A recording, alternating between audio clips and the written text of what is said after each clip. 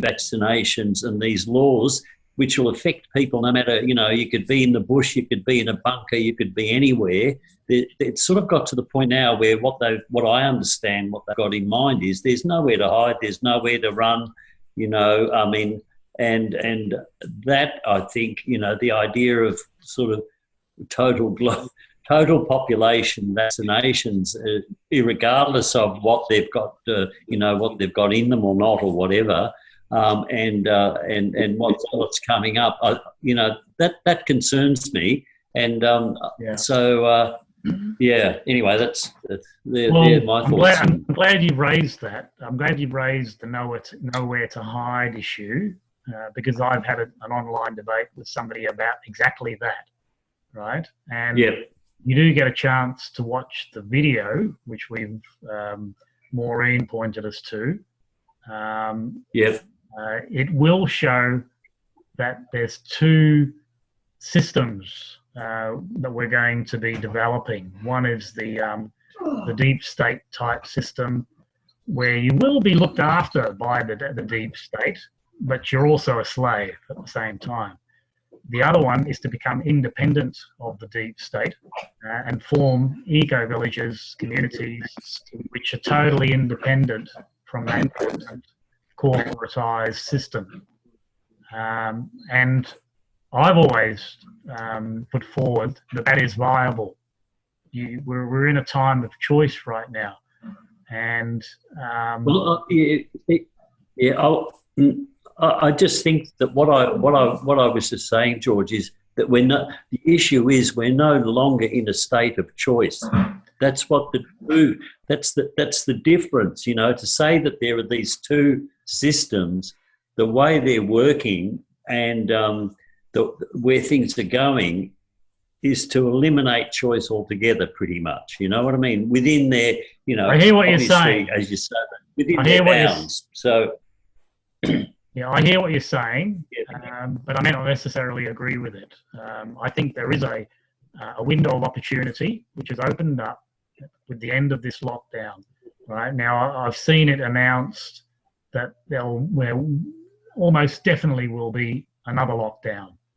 Right, and we don't know how much time we've got. I've seen it as early as September this year, and if there's another lockdown, we may lose the opportunity to do a lot about what we want to do. And me personally, this is affecting me personally.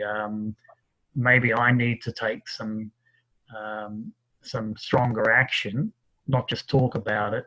And like with the guy in the video, he's actually taken the steps to make the break, and they've chosen a place in Portugal. John knows quite a bit about it, I think. They've started an eco village in Portugal, and it's expanding from there. And from what I can understand, they haven't been bothered by the authorities, but who knows? Yeah, no, I think I agree with you. There's a chap called David Martin who's a very interesting fellow. He's an academic. He's also an international financier, entrepreneur. His background is he has a sort of a medical background. I'm not quite clear what that is. And he advises governments on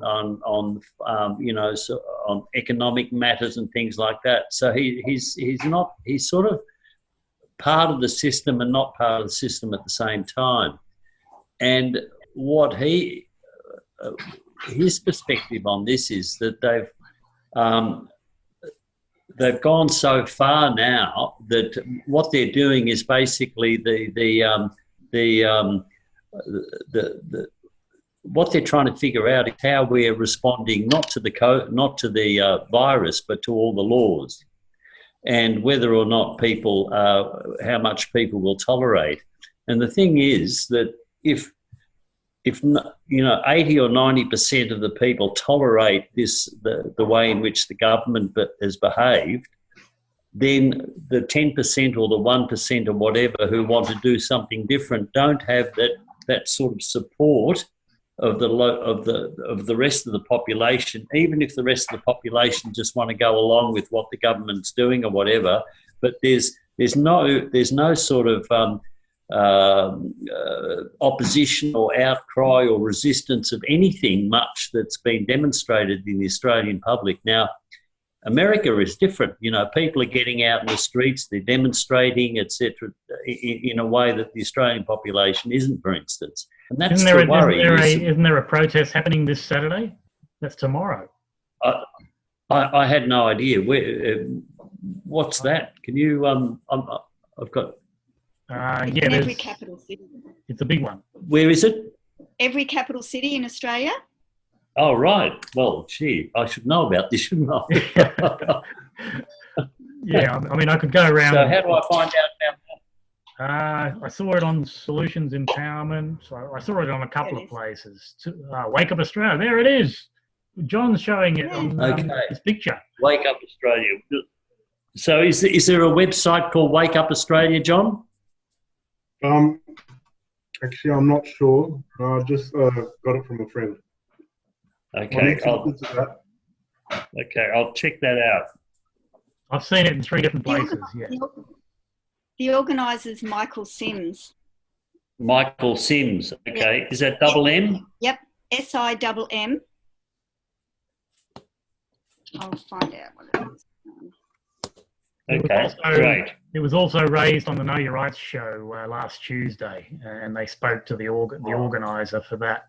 He's been planning it since last year, apparently. Yeah. Okay. Yeah.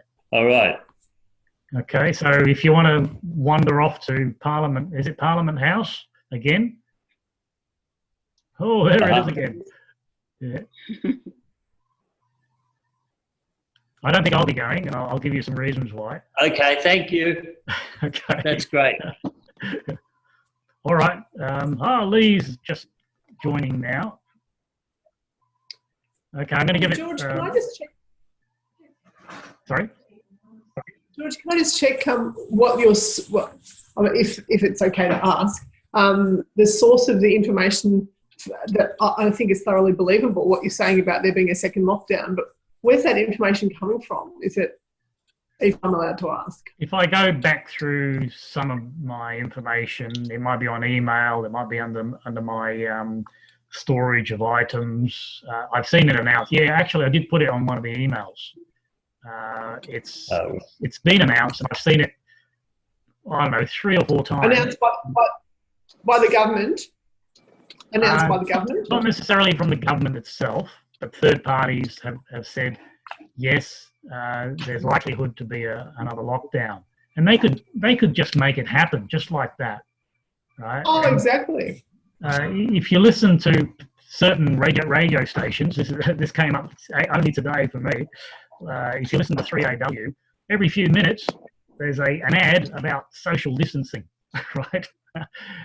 And so it's very strong in the media frenzy. I mean, it's the same with all the television stations, even the ABC, which is supposed to be our national broadcaster, is talking about lockdown and social distancing. Nobody's saying, I wonder if it's a little bit phony, right? So there's a mass hysteria driven from mass media, and even worse than that, the ABC has, the ABC. When I'm at my parents' place, it has a banner across the bottom of the screen to say, "Don't trust non-mainstream sources of media." They're actually actively putting that on the ABC. All right, well, just give me 2 minutes, and when I come back, I'll start a bit of a presentation. I won't be very long. Okay.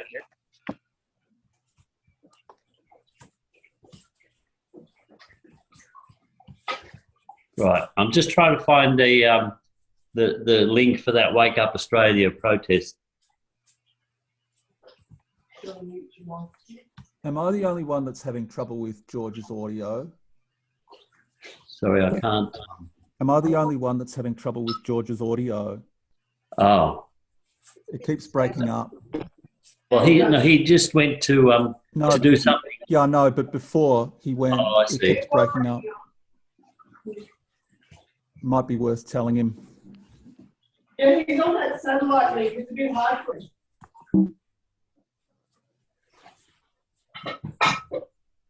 Did you have it right muted or muted? I'll mute it. Yeah, I've heard this this talk of September being the start of the second wave. I don't know where, but I just, you know, you pick up on these things after a while. So, yeah, I think they're gonna try to attempt it at least. That's definitely going to happen at some point in time. But I've heard the idea of September being when they're going to push it, and I think it's part of it might be to line up with Donald Trump's or the United States elections. They're in November. Yeah, I know, but we start in September. We've got a couple of months to get it in. Oh yeah. Oh, that's interesting. It might also line up with the standard flu season, so you know people are thoroughly confused because that they're really taking advantage of people's fear of illness and using it to the max. Yeah. And I really do actually feel like we're in a window right now because people are starting to relax. They had the first push, now they're coming back, and then they're going to push again, but really hard the next time. That's the feeling that I'm getting. Right. And Right. like you, Jolly Roger, I've also got my concerns about where do we go when the second lockdown comes, because the restrictions will be even more this time.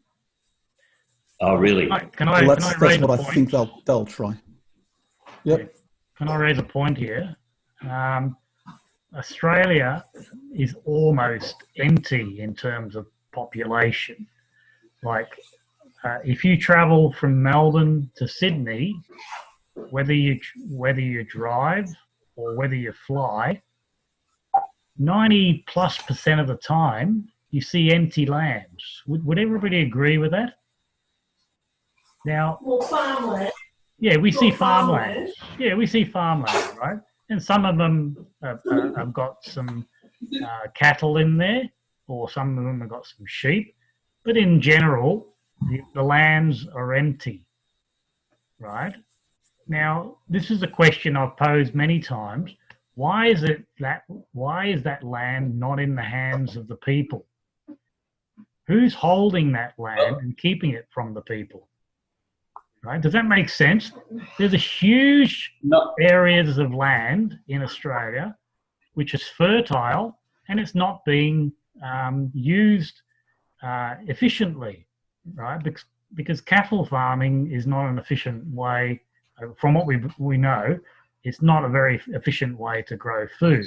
And the example that I've posed before is on reasonable pasture, one head of cattle requires 5 hectares, right?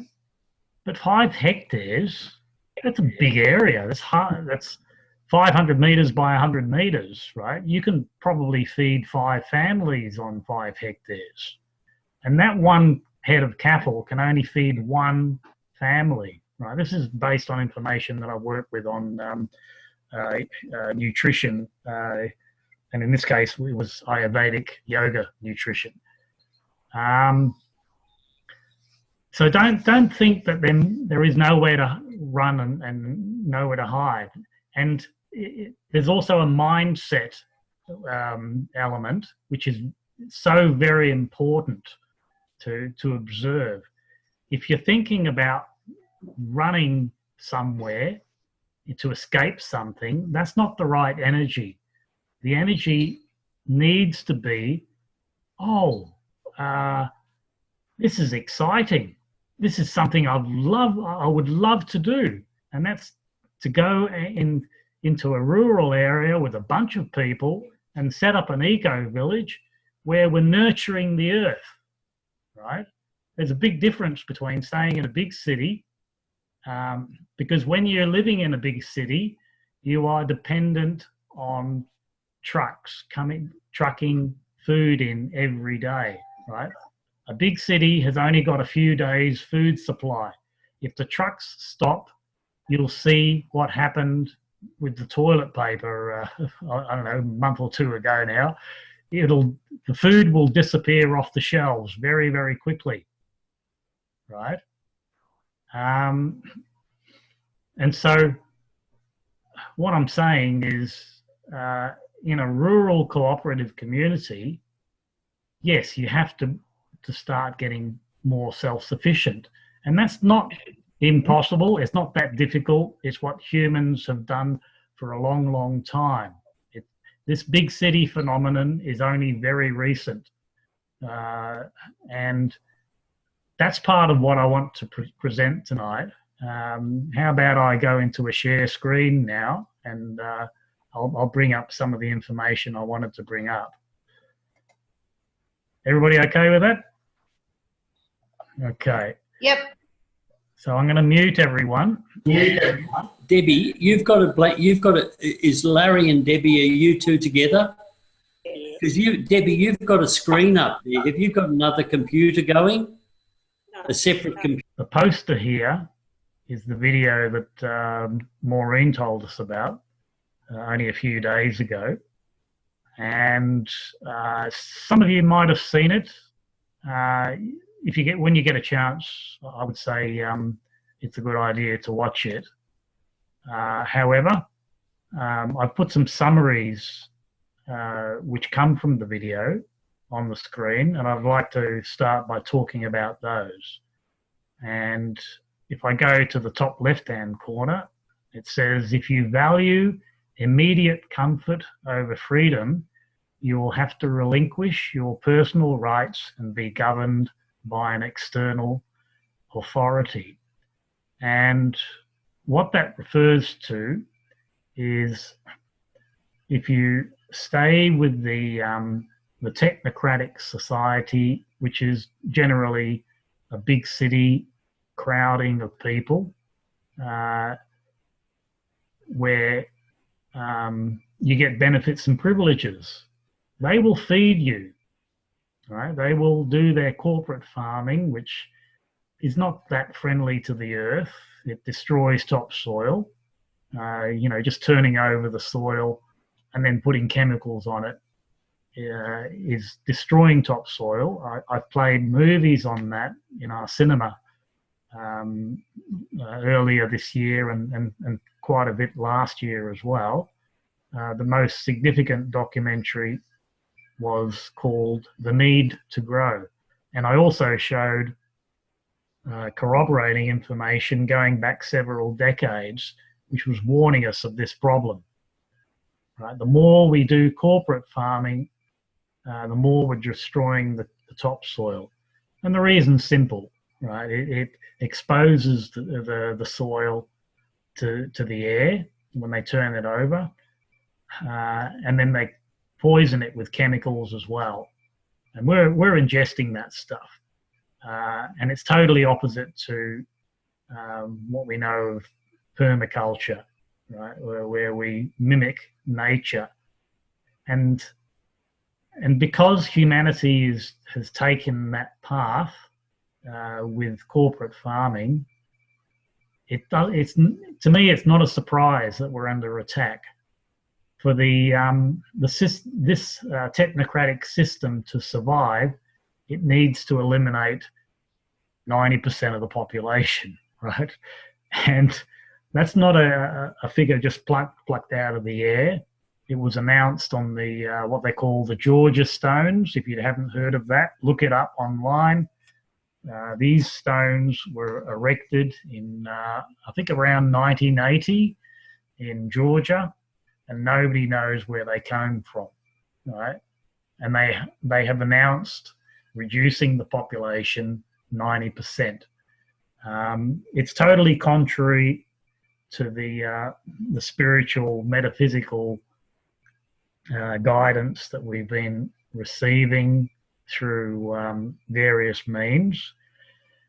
And that says to the contrary, there is enough for everyone, right? If we have a consciousness, and this is a very important point, if we have a consciousness that there is not enough, that's actually an excuse for genocide, right? So we've got to be careful with our consciousness, right?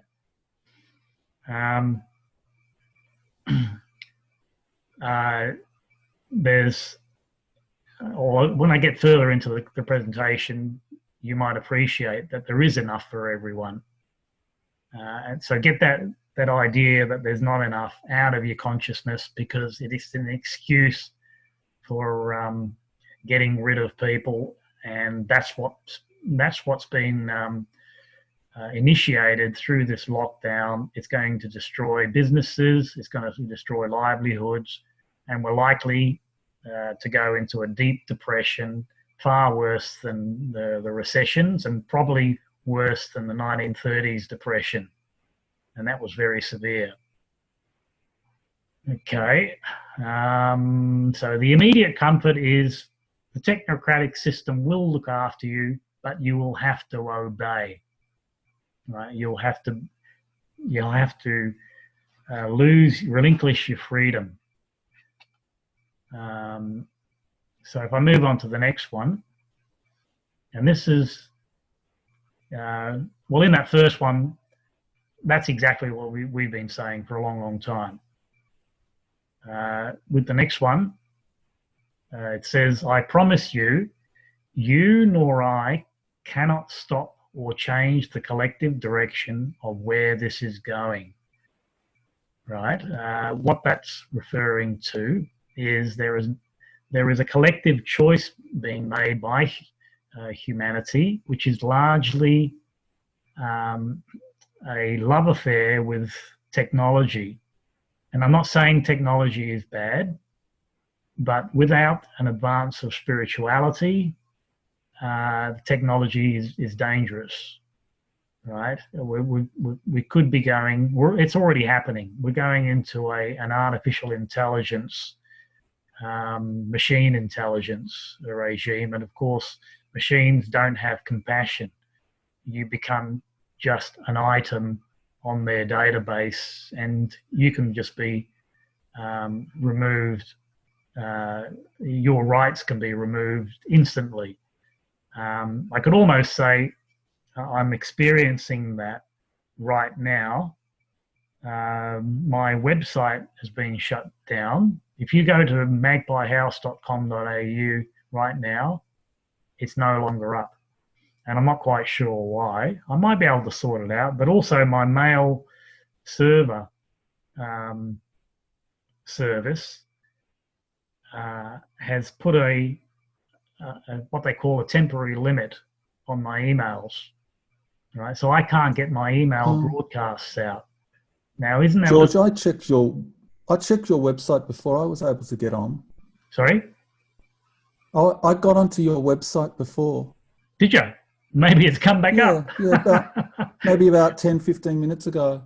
Oh, fantastic. All right. Well, thanks for telling me that.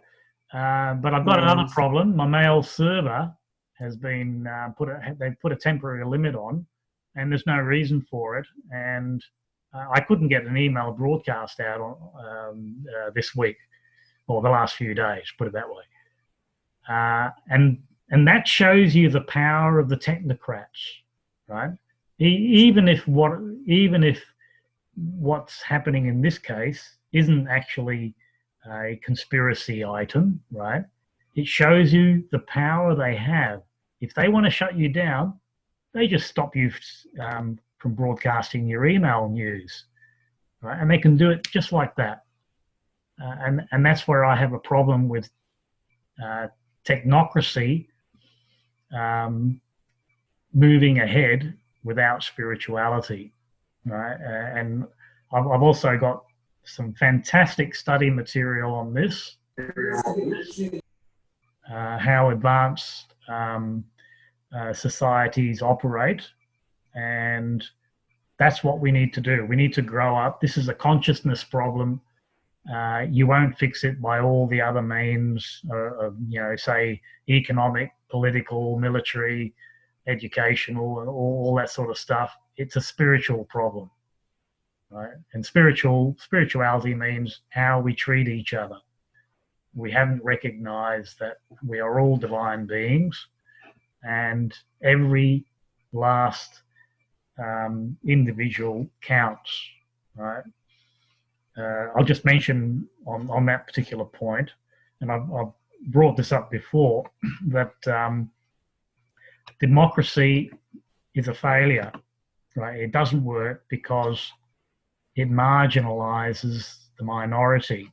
If you're part of the minority and 50% rules, you don't matter. And one of the big examples of that is if you are electrosensitive, let's say it's severely electrosensitive, and that could apply to close to 3% of the population. You don't matter, right?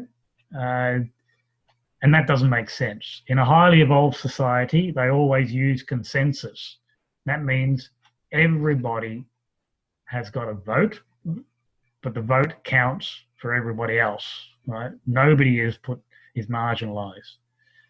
All right, I'll move on from this video. Oh yeah, no, hang on. I better mention, you nor I cannot stop or change the collective direction of where this is going. Now, the law groups that I'm associated with, and we've had lots of presentations at Magpie House on this, and I've presented some myself. Very powerful stuff, and some of the most brilliant minds probably in the world on common law and constitutional law and all that sort of thing. But despite that brilliance and that power, they'll be able to achieve something, but they won't be able to stop the monster, right? And the monster is the collective consciousness, right? I'm not blaming any particular people or persons, and even though there's a group, an elite, which is giving these orders worldwide, and it has to be worldwide. Otherwise, why would it happen in all countries all at once, right?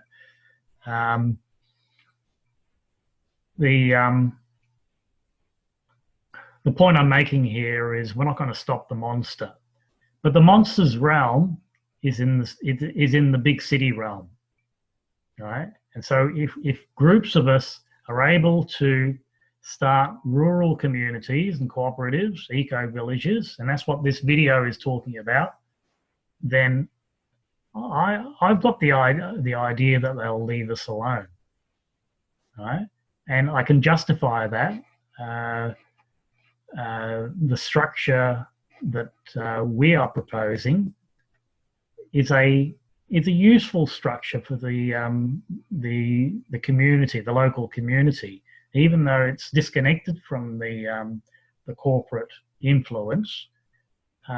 It'll fulfill a function where I say they will leave us alone. And I think when you watch the video, I think he would say the same thing. The third item here, this is what the guy has said. 18 months ago, I faced the reality of this question. The question is, should I move out of the corporatized society? And he says, and decided that I wanted to be free, independent. I chose freedom from immediate comfort. And we've touched on immediate comfort before. Immediate comfort is the technocratic society that does everything for us, right? In fact, I've got corroborating information on that. And it might go out of people's belief systems, but I'll just describe it briefly. It's talking about a civilization on another planet, right? This is information from that other planet. And on that other planet, they are super technocratic. In other words, their technology has increased dramatically and at the expense of spirituality. And the people that live on that planet, there's no physical human contact. You're kept in a cell and everything's done for you. If you don't wake up in the morning, they're going to flash you to get you up. And everything that you eat will be programmed. Everything that you do, and you might have some vocation or whatever. And the interesting aspect of it, even procreation is done technocratically, right? They've got a wall, a whole wall in a room, which is like a video.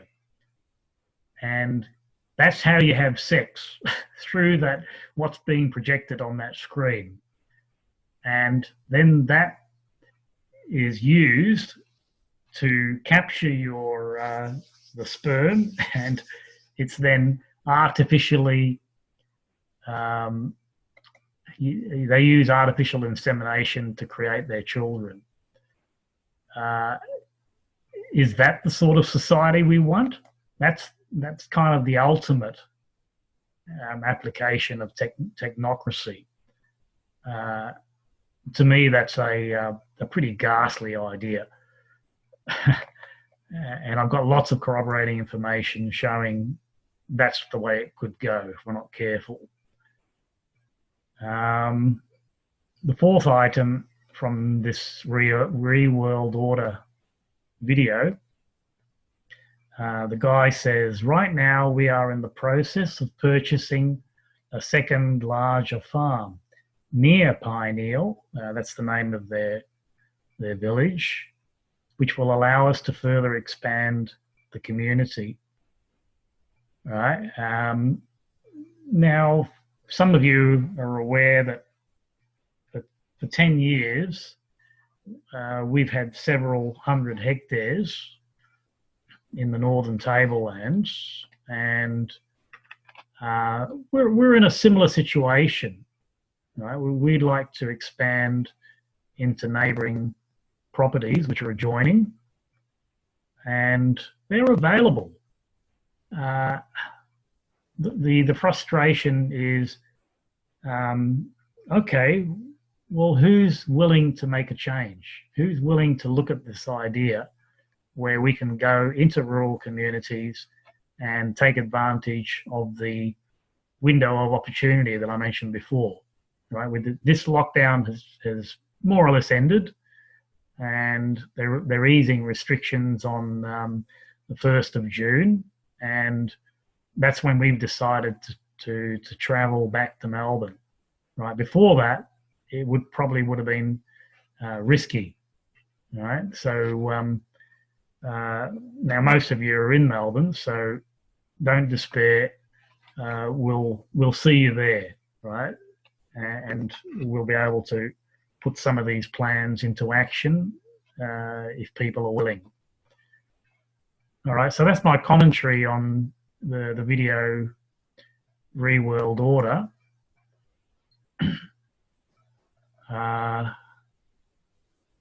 And let's see what else I've put here. It's a window of opportunity and choice between lockdowns. It's a must-watch 45-minute presentation.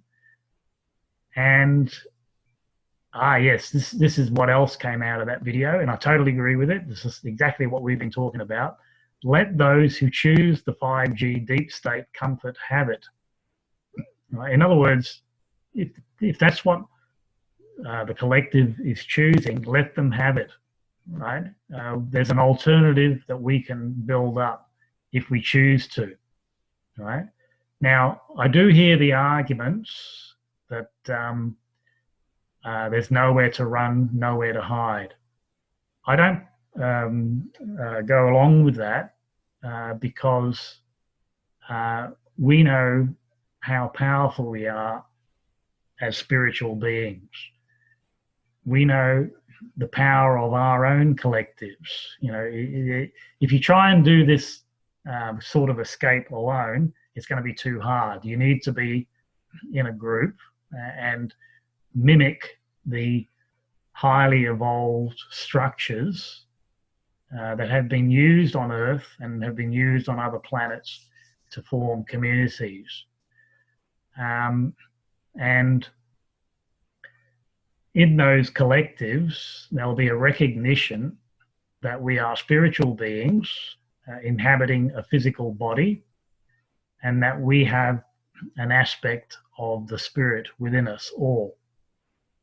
And by doing these sort of projects without fear, but with joy, if joy is the primary motivation, I can guarantee that we will be protected, right? So don't look at it as nowhere to run and hide. Look at it as a place we can go and set up something which cannot be penetrated. One of the points on that is the law groups may not be able to stop the tidal wave of attacks on humanity. However, they're also teaching us very powerful tools on how to protect ourselves in those situations where we set up those rural communities, eco-villages, and so forth. Yeah, there's a spiritual aspect to that where if we are, or one way I've heard it expressed is connecting with the spirit. And if we have that connection, we will be protected. We can be guaranteed of that.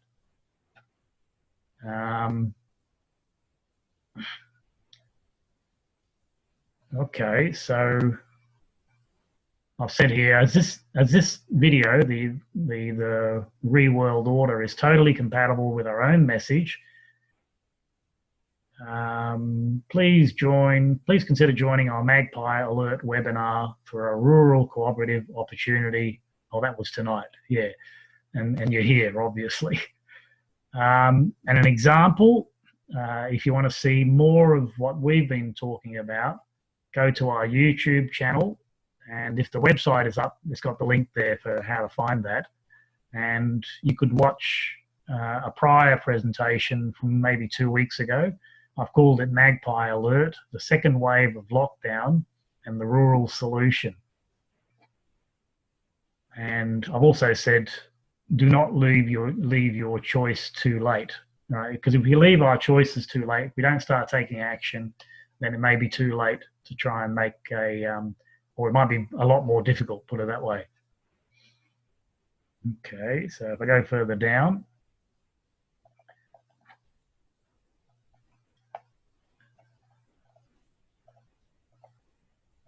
I'll just mention a few things here. The debate that I had online with one of the law groups who are campaigning on stopping 5G.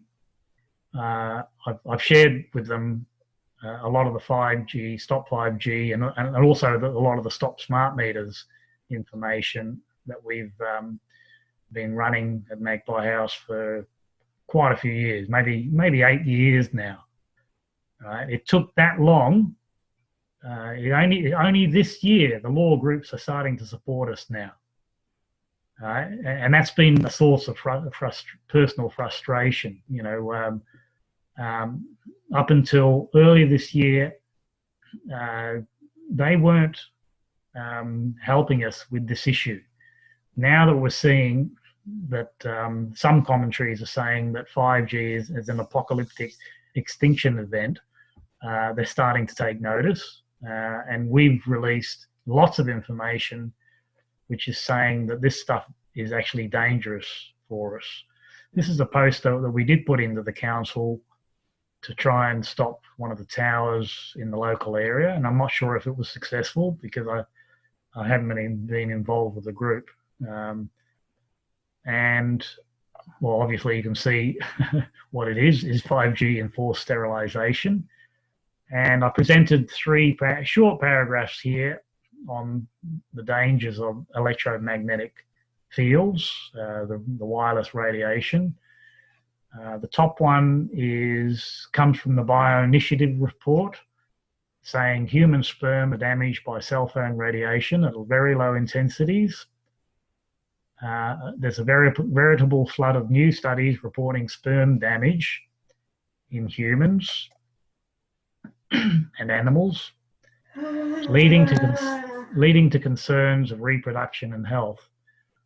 The second report, from a very credible research agency in the US, saying studies with human sperm confirm adverse effects of radiofrequency radiation on the testicular proteome and other indicators of male reproductive health, including infertility.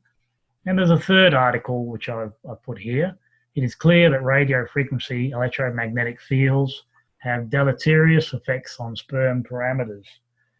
Right, so these are powerful peer-reviewed scientific articles, and I managed to dig out of the Criminal Code Act 1995, section 268.18.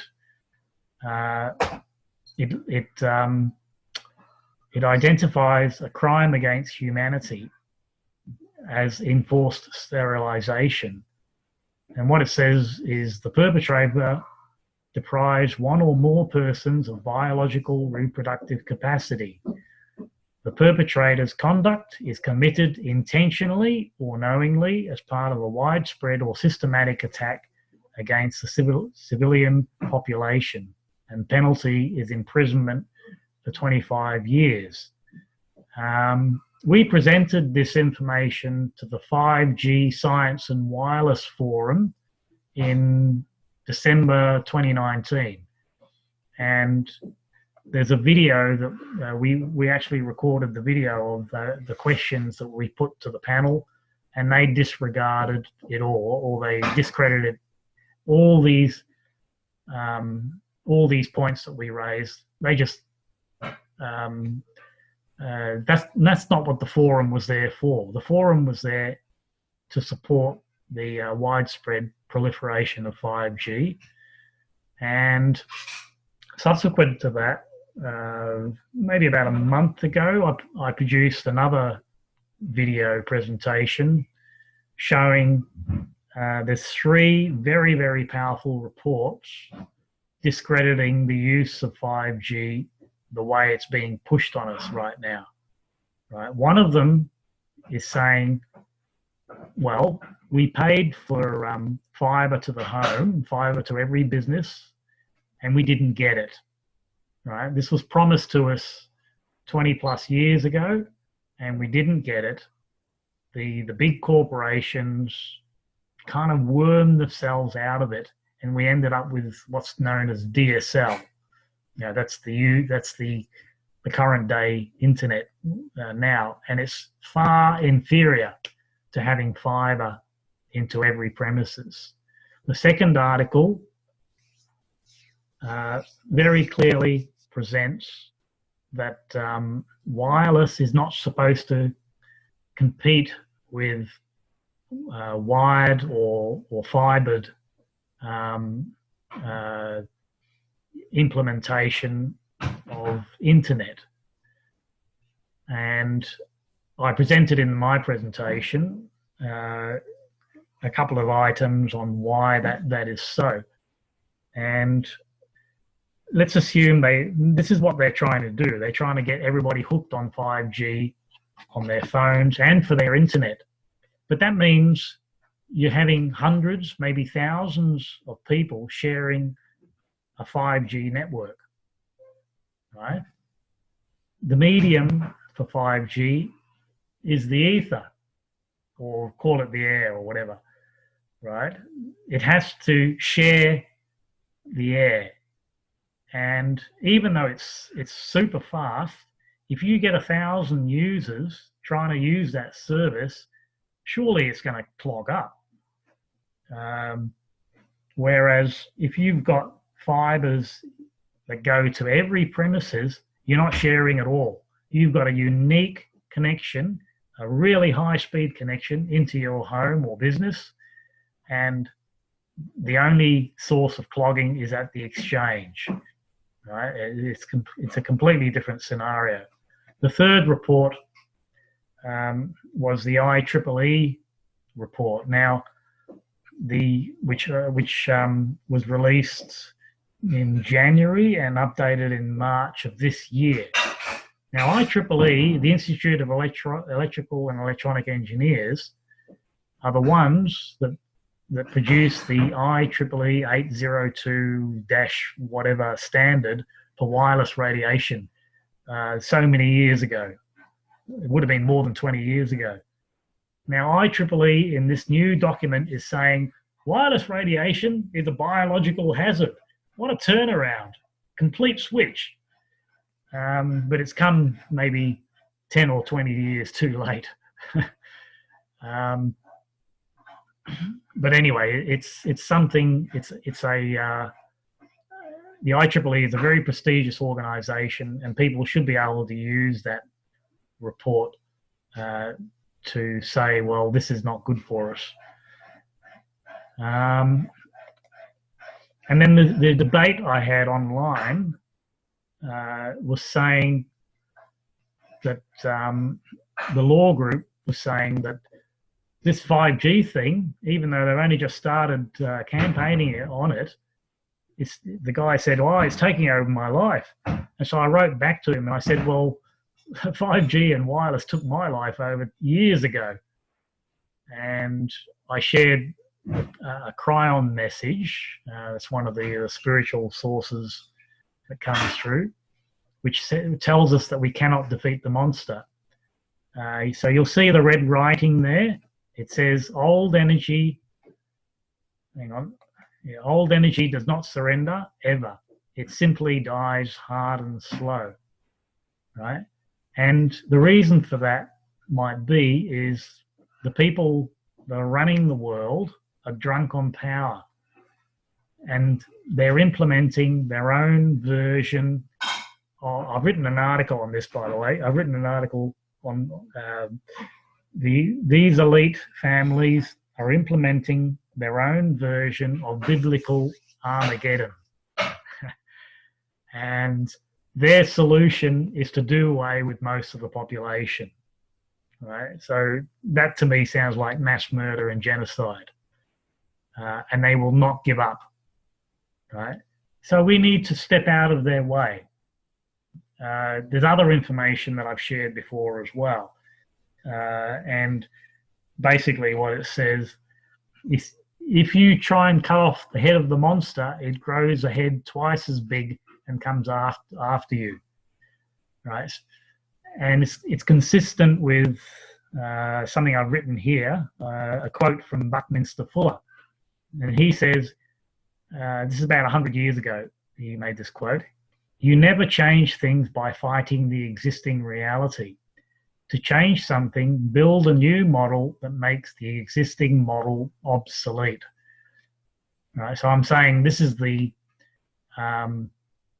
window of opportunity we've got now to do something on a, let's call it a mass exodus basis into rural cooperatives.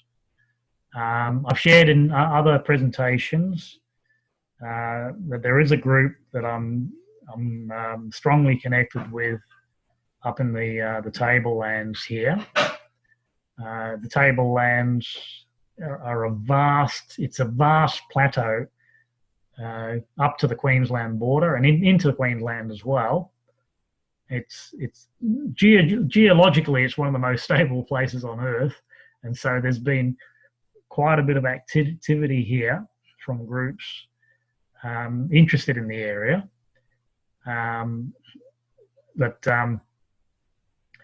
It's a vast area which is also fertile, and population is really low, right? And so there's an opportunity for us to buy hundreds of hectares, maybe thousands, right? And I want to bring that up on a more personal basis when we get back to Melbourne next week and see what we can do there.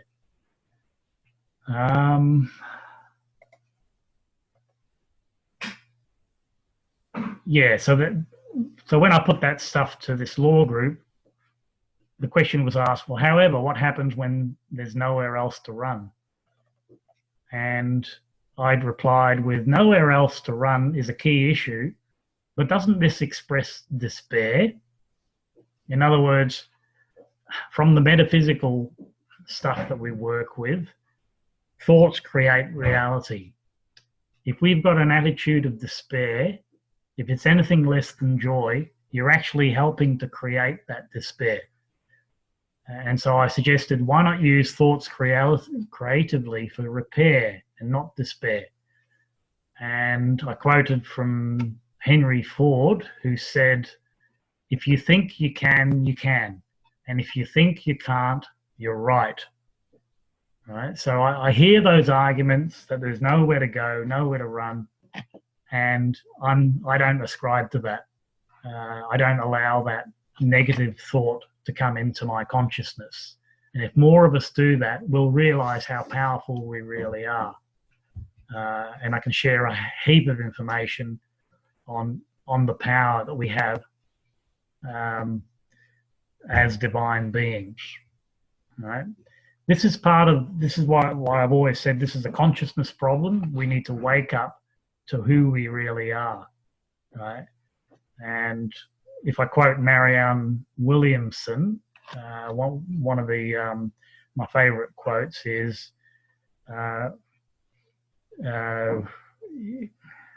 we just got to remember it. We fear being inadequate, but actually, our greatest fear is that we are inadequate. We might think we are inadequate, but actually our greatest fear is that we are powerful beyond our imagination. I'm not sure if I expressed that very well, but anyway.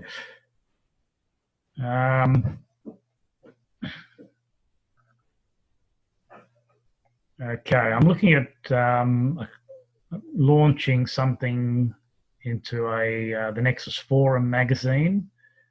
And I won't say too much at this stage because I haven't got it approved yet. And I've said, learn the rules so you know how to break them. And that's the importance of the law groups right now.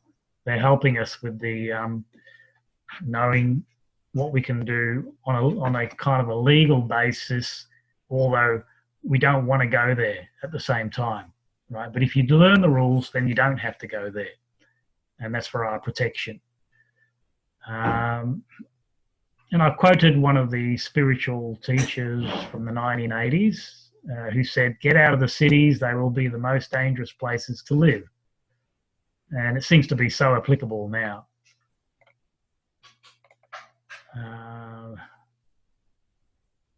I've suggested here, as the model multiplies, in other words,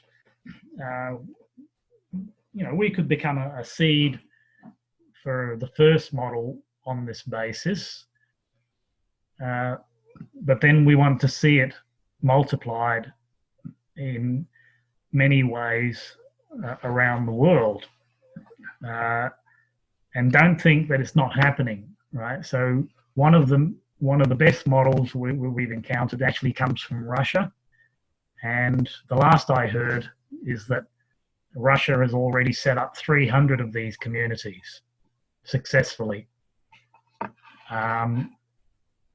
And we were one of the groups that were trying to set up one in Australia, and it was damn difficult. And I think the difference is, in Russia, life in the city isn't so good.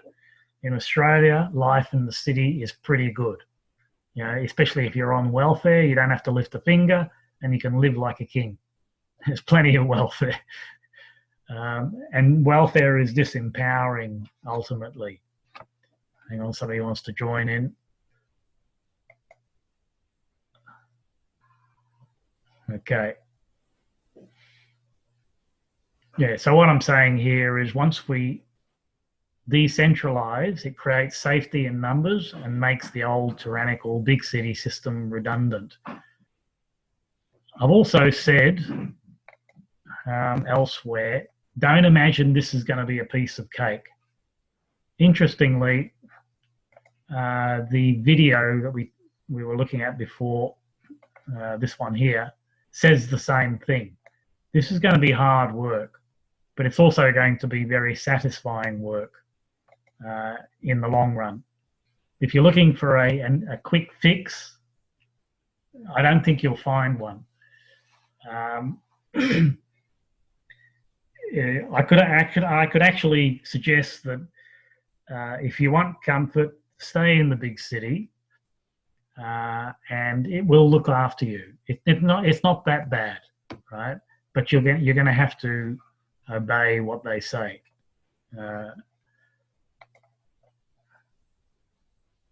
Okay, so if I go a little bit further down.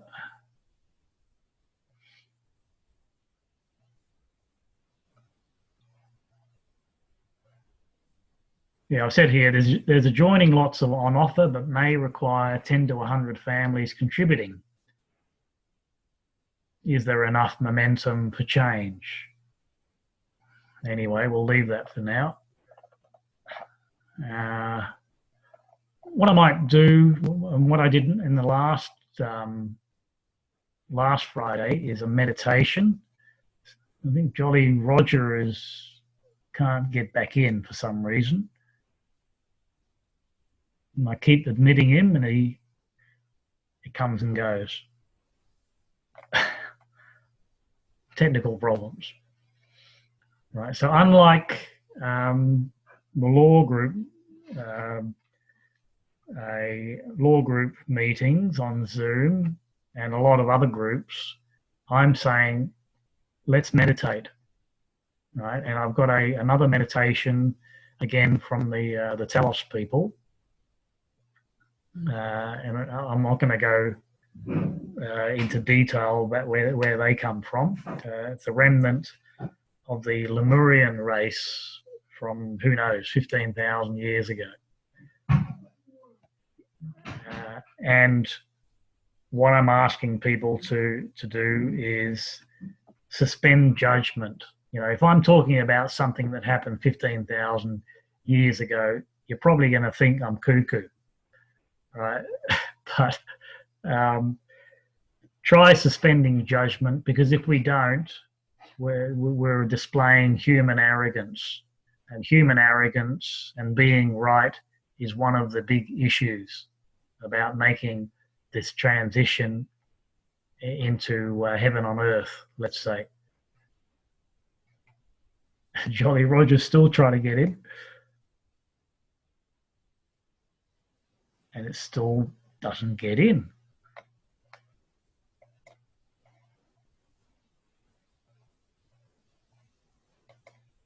Oh, well, technical problems. All right, so I'm assuming that everybody's okay to do a short meditation. And if you would like, join in and try not to be judgmental about it, and adopt whatever position or mindset that you might use for meditation. And I think you'll find that more people than we can possibly imagine are actually using meditation in their lives. And this is a guided meditation. And one of the elements I could suggest is sitting upright with the eyes closed. Right? So with the eyes closed, it takes away a lot of the distractions of the outer world. And if we're sitting upright, it allows the energy to flow. The Kundalini energy is described in yoga. Hang on, I've got a phone message, probably Jolly Roger, and we'll get back into it. trying to join. Again, my internet dropped out. I'll just give him a quick reply.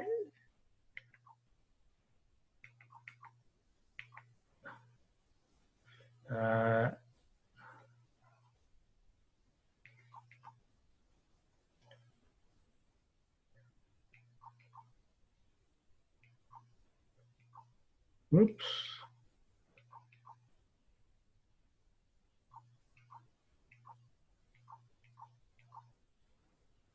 Keep trying.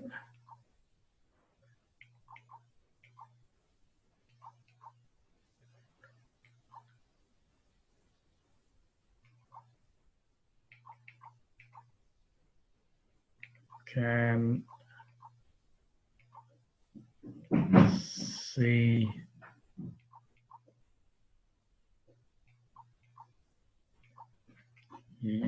you.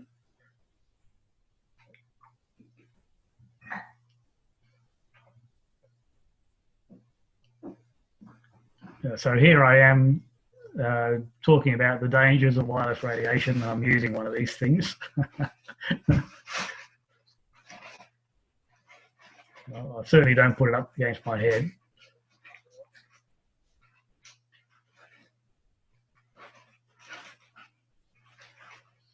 And if I was electrosensitive, I couldn't have this close to me.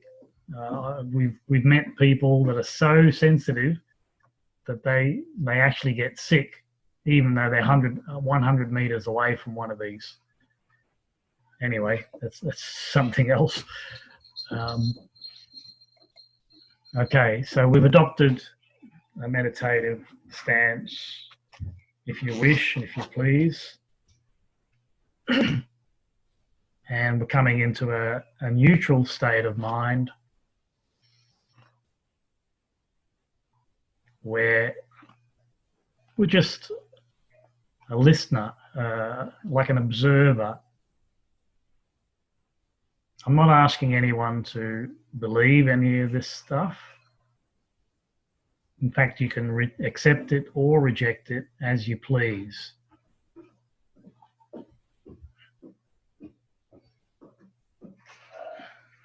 But what I am asking is try not to judge it, at least until the end anyway.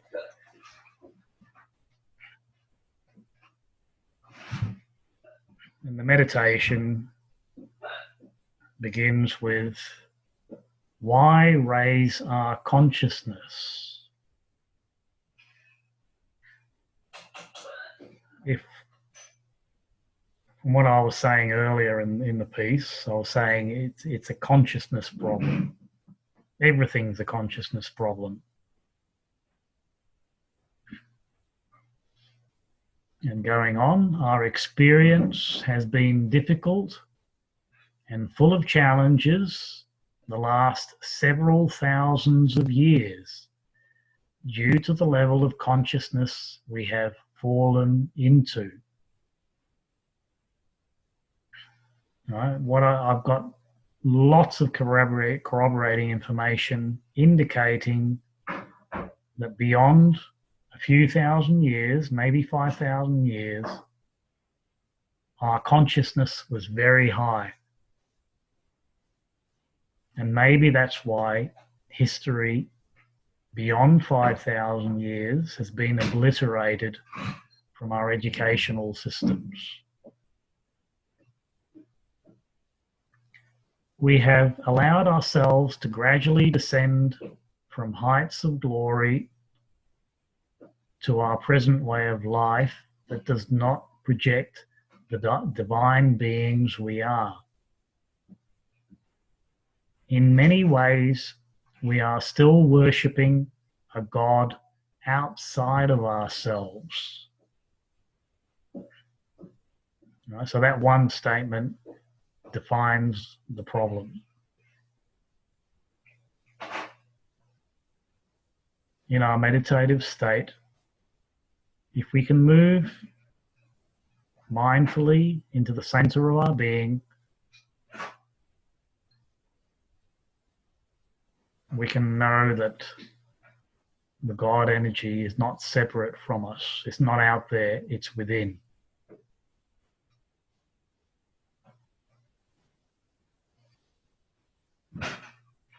As we embrace our divinity to its full extent, all our former gifts of divine birthright will be restored.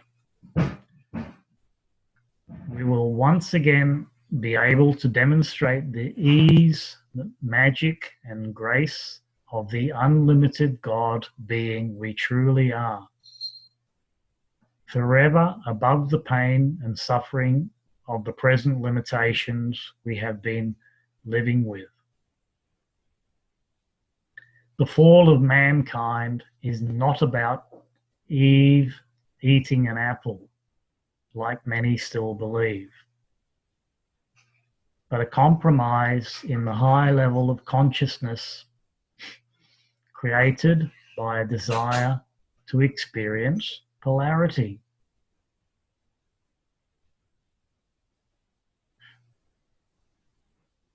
And with polarity, there is doubt and fear, leading to a perception of separation from perfection that existed for millions of years.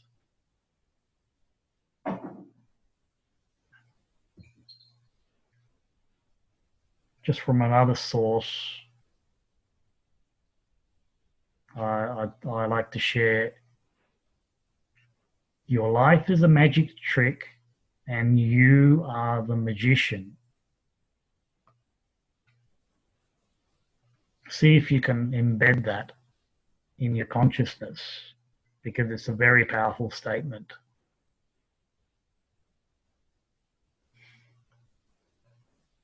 It goes hand in hand with the presentation we had last week, which was the universe is mental.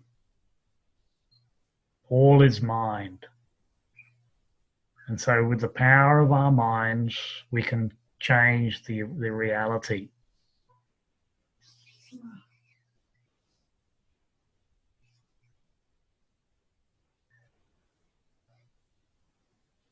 Continuing, we consciously gave up the knowledge of magic, of higher consciousness, and gradually began a descent into a rift of duality we are now experiencing.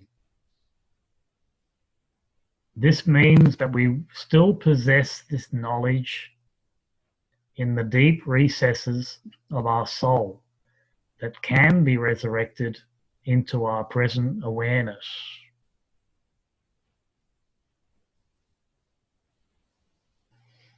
Don't have any doubts about that.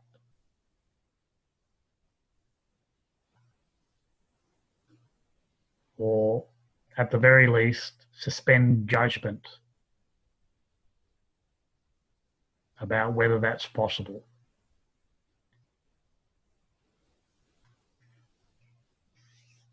With this process, our desires, our interests, and priorities will change to realize that we, and only we, lead us not into temptation. We're talking to God the Father now. We're saying, God, Father, lead us not into temptation. Okay, I've just muted Michelle. Theologians for nearly 2,000 Yes. years. Genuine scholars have fought on both sides of the issue. Thank you, Michelle.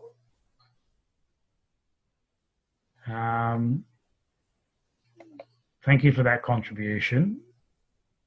I'll finish what I'm saying and we might open up the floor from there.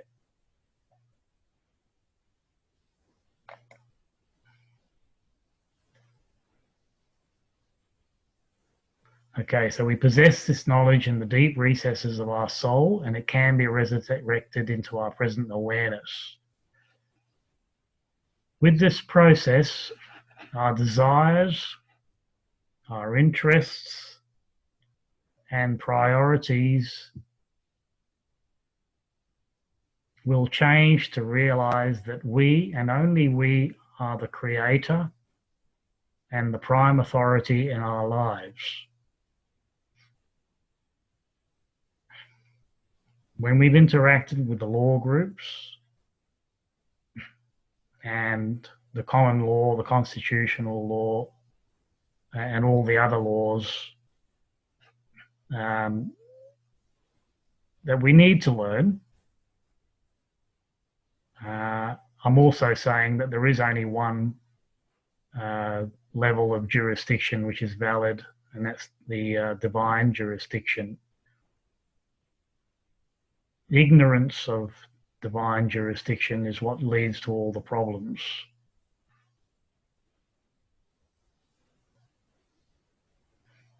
We will take charge of life like a master instead of being tossed around by external experiences to create a new reality for ourselves without limitation.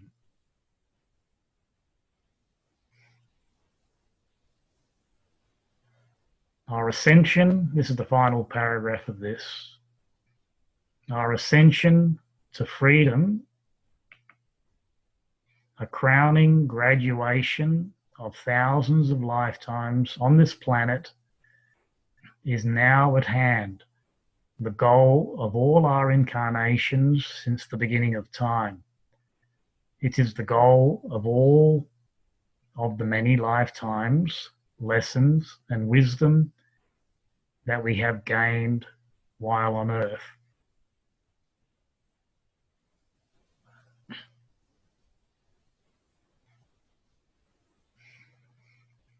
Just give a moment of silence if you wish to embed that. And as I said before, you're free to accept or reject it. There's no judgment here.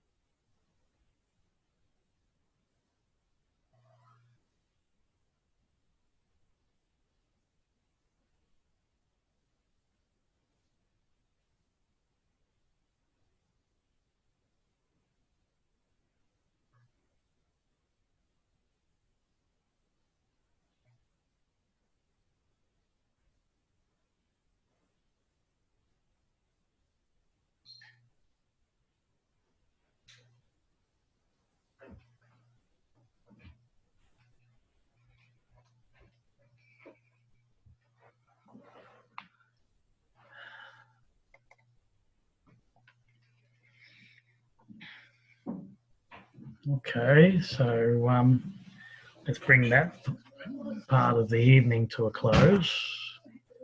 Breathe, stretch.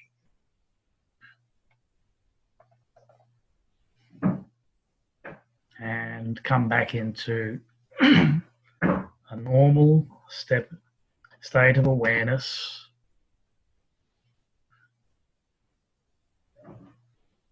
And so we can interact from there.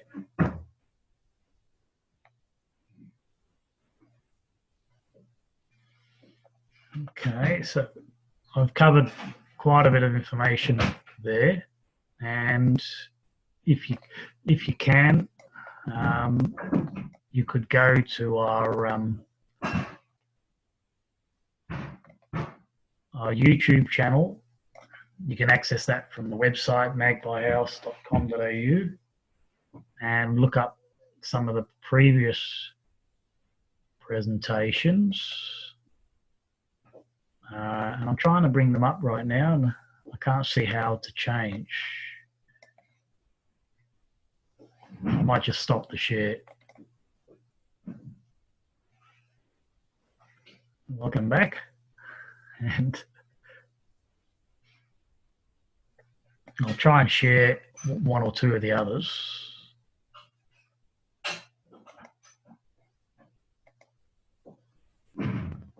Oh, this is the one from last week. The universe is mental. All is mind. And this is very powerful, corroborating information, mind over matter information. Yeah. Don't forget to watch that video. And that's the Reworld Order video. Another presentation which I recommend is to watch the Beyond the Straw Man. And a lot of that is based on the mind over matter information. And there's also a website you can look up. It's called, it's www.yourstrawman.com. There's a vast amount of information there on consciousness and well, the downsides and the upsides of consciousness, where it's taken us.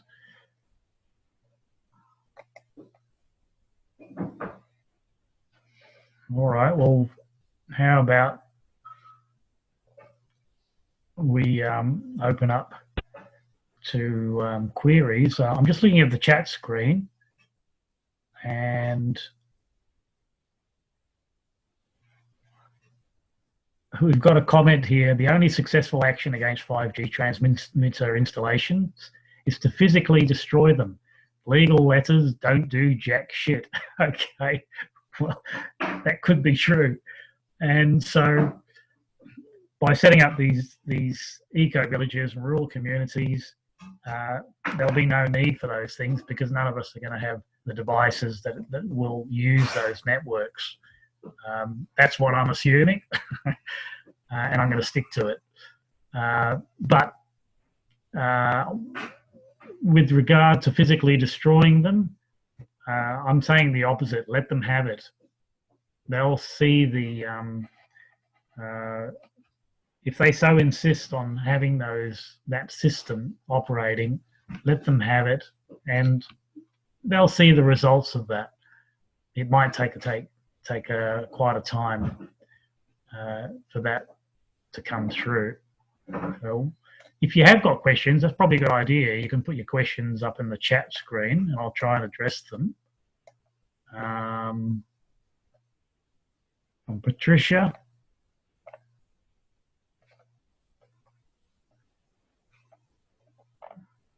How about I go to the top? Yeah, somebody's agreed, Dragon's agreed, that September keeps coming up about a second wave of lockdown. It feels like we're in a window right now. And that's what we were saying, yeah. What's the website address? I'm not sure. Do you mean makebyhouse.com.au? I'm not quite sure. Yeah, Maureen acknowledges, yes, they have spoken about a second wave. And Dragon agrees. Straight out of the Brave New World. COVID 1984.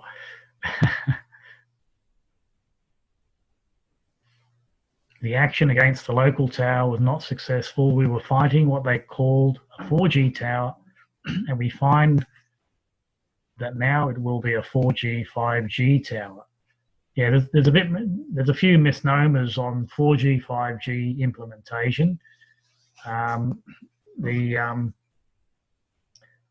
If there is a 5G tower, putting out the higher frequencies, it doesn't work because the 5G signal when it's in the 20 gigahertz and higher realm, it doesn't penetrate very far.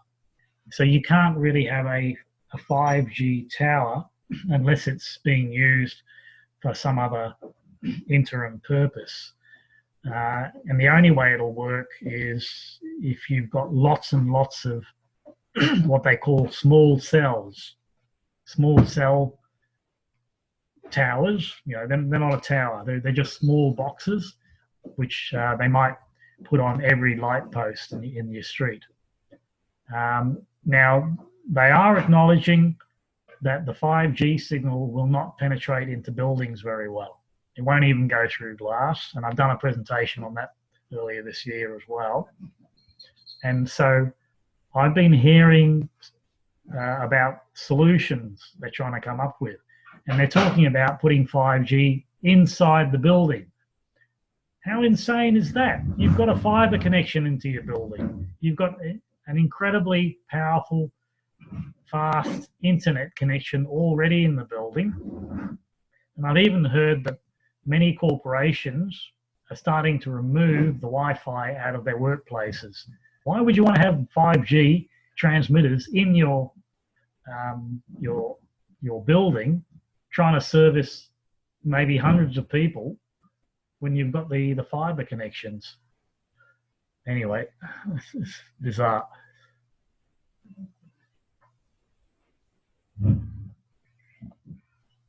Well, that's the end of the question. So I'll open it for discussion. Who wants to say something?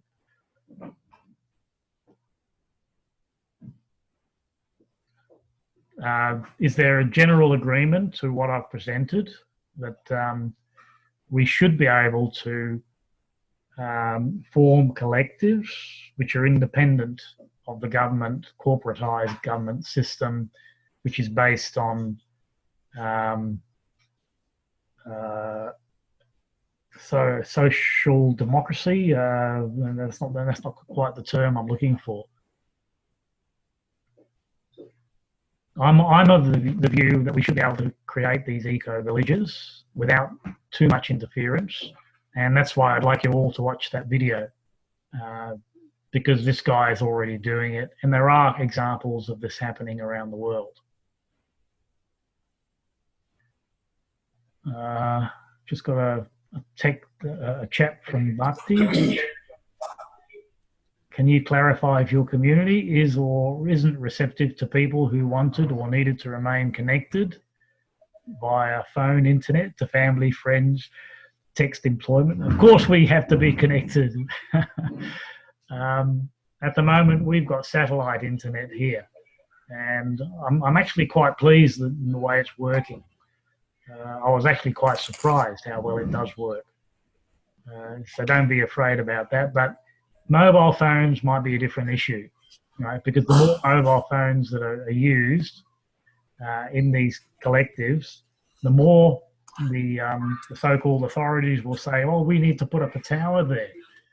Anyway,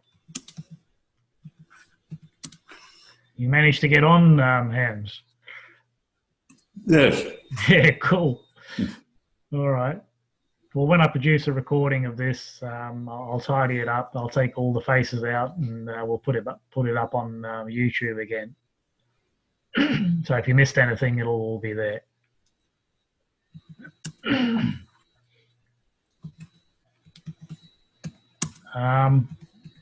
Hi, Lee. I wonder if Lee would like to say something. Good evening. Hi, hadn't heard you from you for a while. Yeah, I've been I just got home from driving. I was listening to the whole talk while driving, actually. So All right. I've only just walked in, and you'll hear me making cuppa in the background. So I didn't want to disturb you with all the truck noises and whatnot going on. So Okay, great cool. chat. Great topic, George. Very interesting stuff. Well, you've given us some background on some of your involvement with communities, and you also might have this view that there's nowhere to run and hide.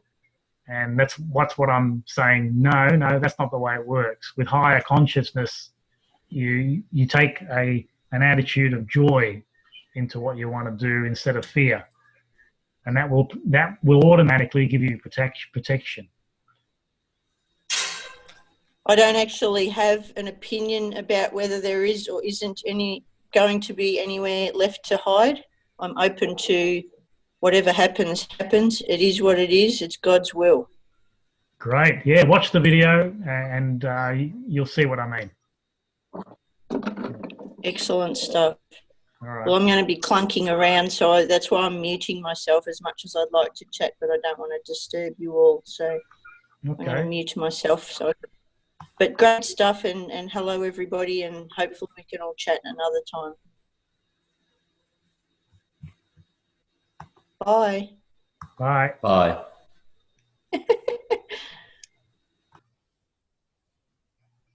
What are you saying here, Hans? So I gather you, George, and Pineal see in the short term we need the matrix, technologically at least.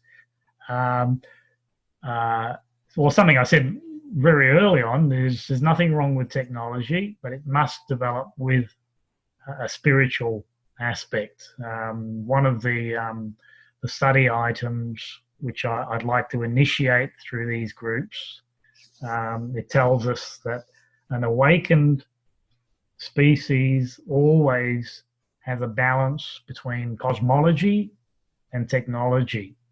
Humans in an unawakened state do not. And so that's my answer to that.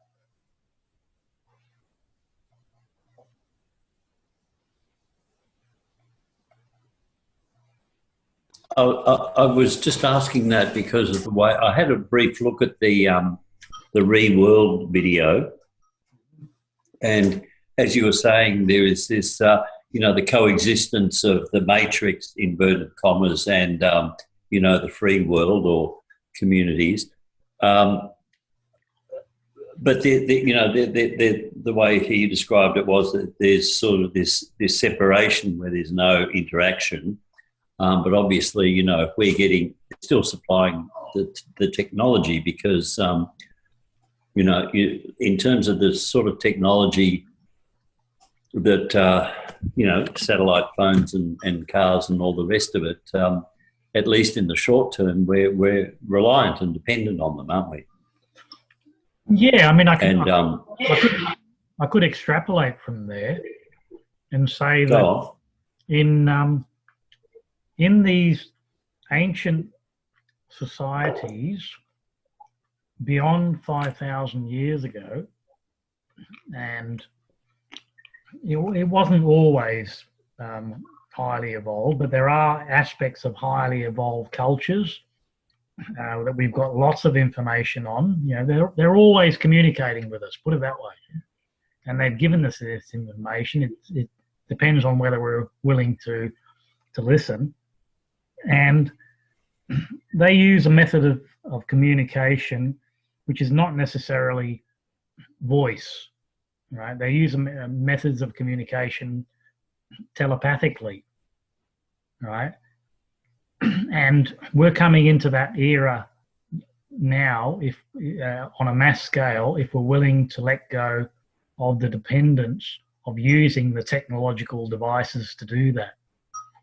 The technological devices are like a stepping stone to give us the idea that perhaps we can communicate at a higher level. And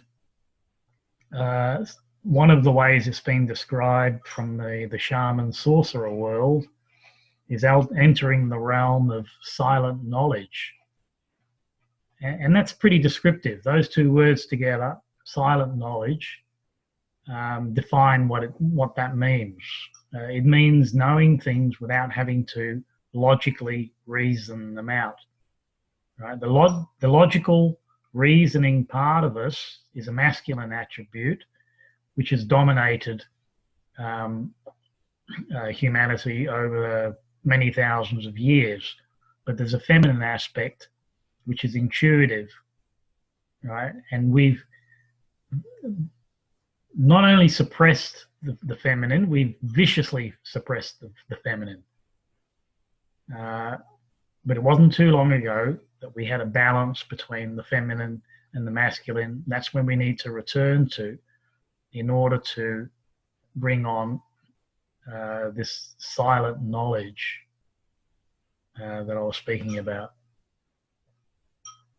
May I put something in here, George? Yeah.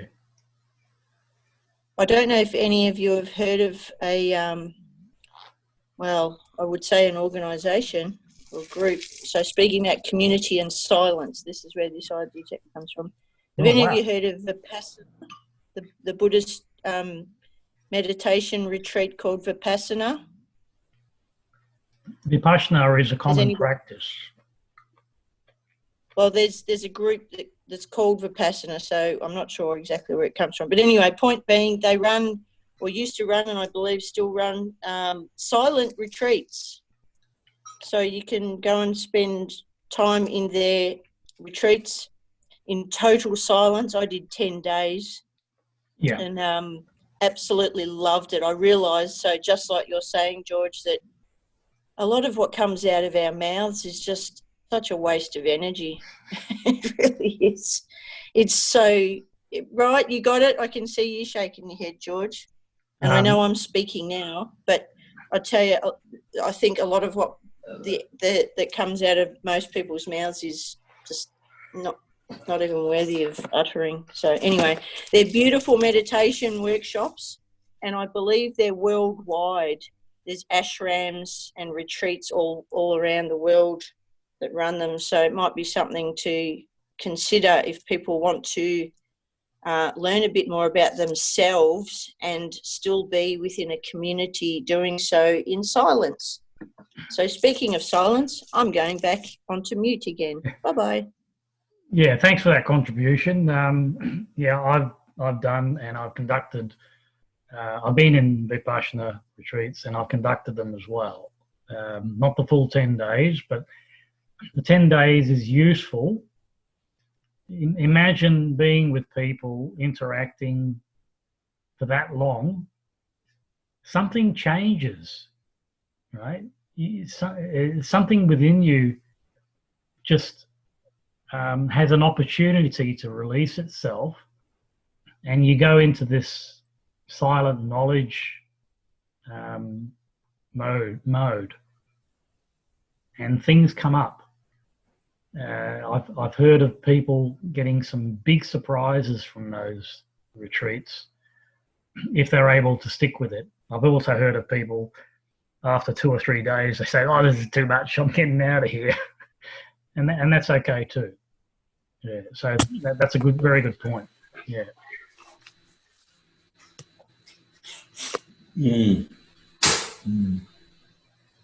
We'll definitely be practicing them. It's interesting, the thing about with the technology thing. I was fortunate enough in my early 20s to spend a year in Papua as a volunteer, and so I had quite a lot of ongoing contact with people that lived without technology, and they did quite nicely, I must say, except for the mosquitoes. But it's sort of hard to imagine in a way that life without nuts and bolts and plastic and all the rest of it. But people did it for a long time before we did. I mean, I'm not saying anything that anybody doesn't know, but I'm just trying to say that I know what that looks like. At least rubbing shoulders with it. That people are happy, sad, and all the rest of it. But it works. It really does. It can. Well, we've lost Larry.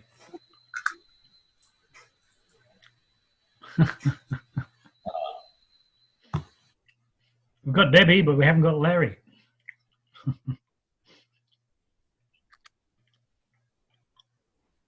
Can I add another quick thought in while there's a bit of silence? Oh. Along the lines of communities. Yep. I was watching a YouTube video the other night. I'll send you a link to it, George, when I remember. But it was a beautiful and short video about a woman. Some of you may know who I'm referring to. I can't think of her name. She was very involved as a photographer in I believe the 1970s to around 1990s or something like that.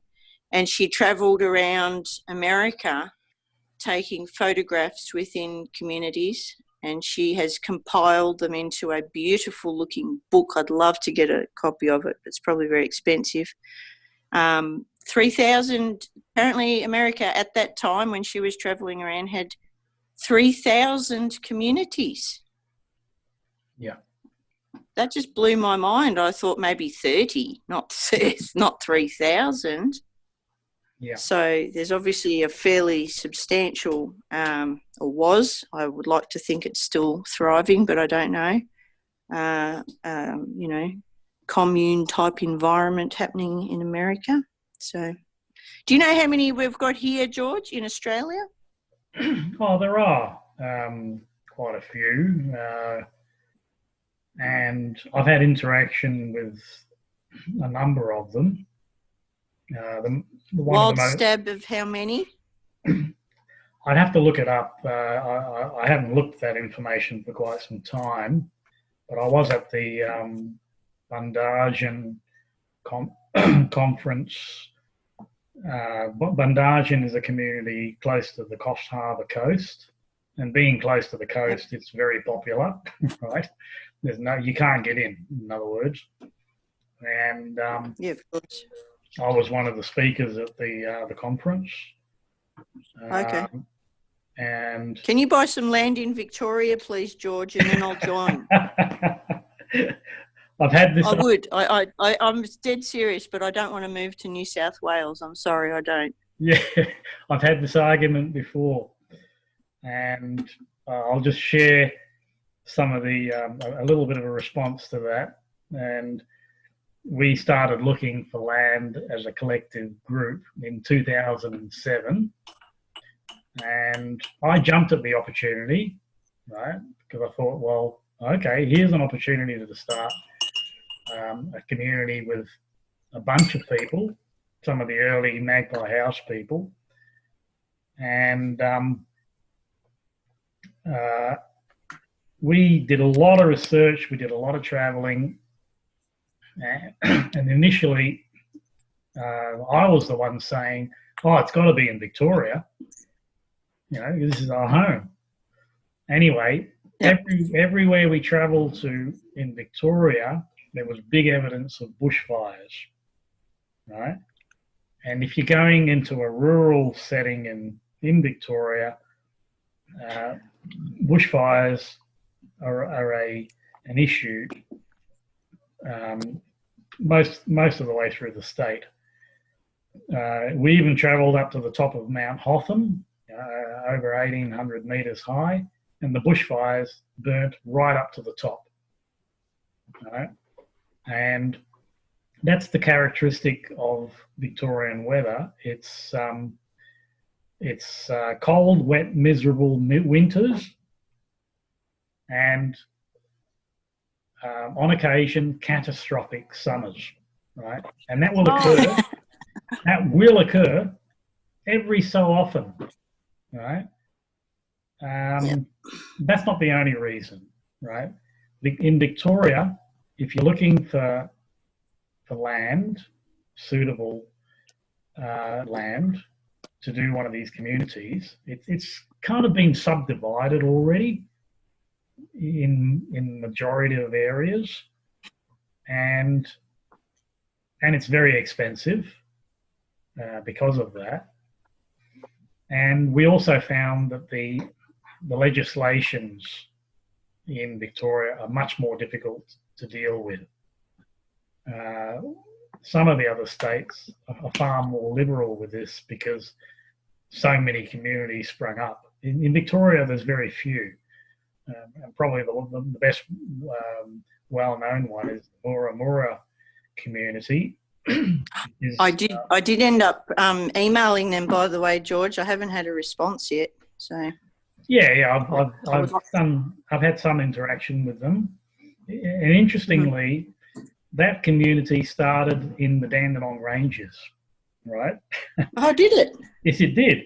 And okay, I actually remember from probably 1968, before we had colour TV, right?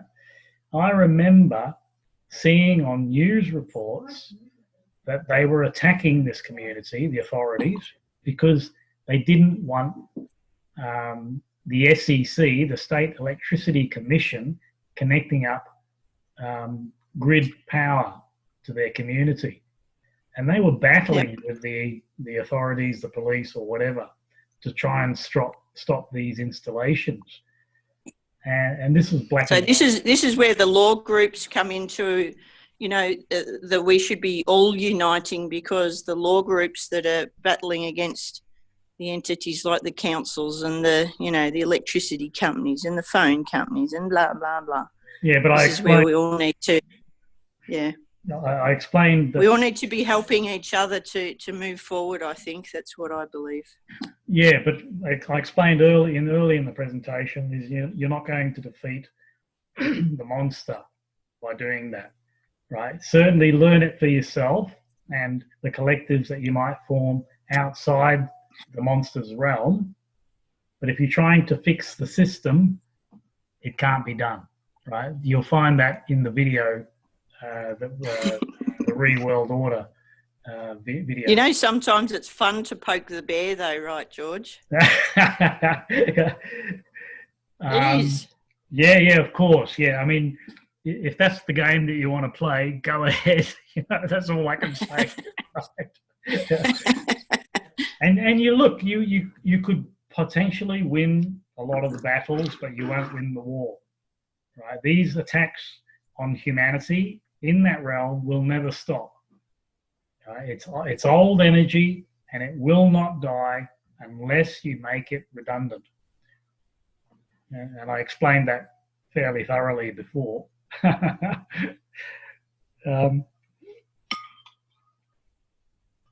Yeah, I mean... Another quick thought about communities and Dandenong Ranges, and I know this group is worldwide. We briefly in one chat talked about it. The Let's group that exchanges energy and goods and services amongst themselves instead of using what the rest of the world calls money. I've just been connecting with one of the ladies who runs the local Let's group up here now that I've come up this way. So I have every intention of getting back into that. I think what's happening right now with all this COVID bloody nonsense is a great opportunity for people to wake up and realise that the whole, you know, money, banking, all that sort of stuff is just nonsense, and maybe it will draw more people back together in the true sense of a community, George. Well, you know, which will mean not using fiat money. That's for sure. Well, in the corporate realm, you may not have a choice. That's all I can say. You know who one of the founders of the Let system? No, who's that? You? No, not me. Somebody else. Oh, you know. Paulie. Yeah. Paulie. He's one of the I founders. I do remember actually. Yeah, right. You've just re-rung a bell. I do remember him saying that now. Is he not in tonight? He's not in the chat tonight. I haven't actually seen who's in here. No, I don't think he's supporting what we're proposing. You know, I'll catch up with him when I get back, because he's got a consciousness which doesn't allow for consciousness itself being the prime element. An unconscious conscience. Something like that. It's kind of, to me it's a victim mentality. You know, you're always fighting something, right? But that's negative energy, right? You need to. I came up with a term that you can all use, but as long as you give me credit for it, I rather like it. A sleeple sheeple people. How's that? There's too many of them around. So, but we as the shepherds, I think it's our moral and ethical duty to be doing something to at least shepherd, if not awaken, the sleeple sheeple people. And just quickly, another community, by the way, that may be worthy of thinking about connecting with or whatever, if somebody's got interest in it. The tiny house communities, they're actually starting to pick up momentum in Australia. In America and other countries, apparently it's very common already. But in Australia, I believe it's not so common. I've done a fair bit of research on it. And now there's a few men and women who have some land, and they're looking at opening up tiny home communities. So, and there's one in Victoria somewhere, Ballarat Way or Bendigo Way. Apparently it's quite a big parcel of land that they are opening up to people to. So anyways, there's just another thought about communities. So sorry to hog all your time. I'm out of here. So good night for good, everybody. Thank you. All right. And well, thanks for your cheerio. contributions. You're welcome. Enjoyed the chat, George. It was lovely. Good night. Thank you.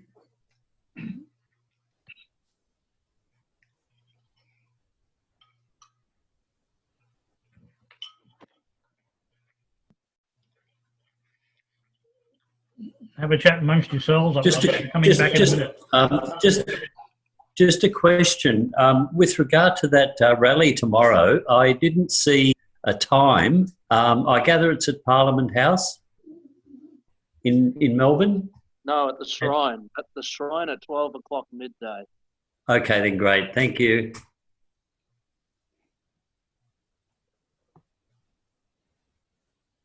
So apparently we're meeting at the Shrine and walking around the Botanic Gardens.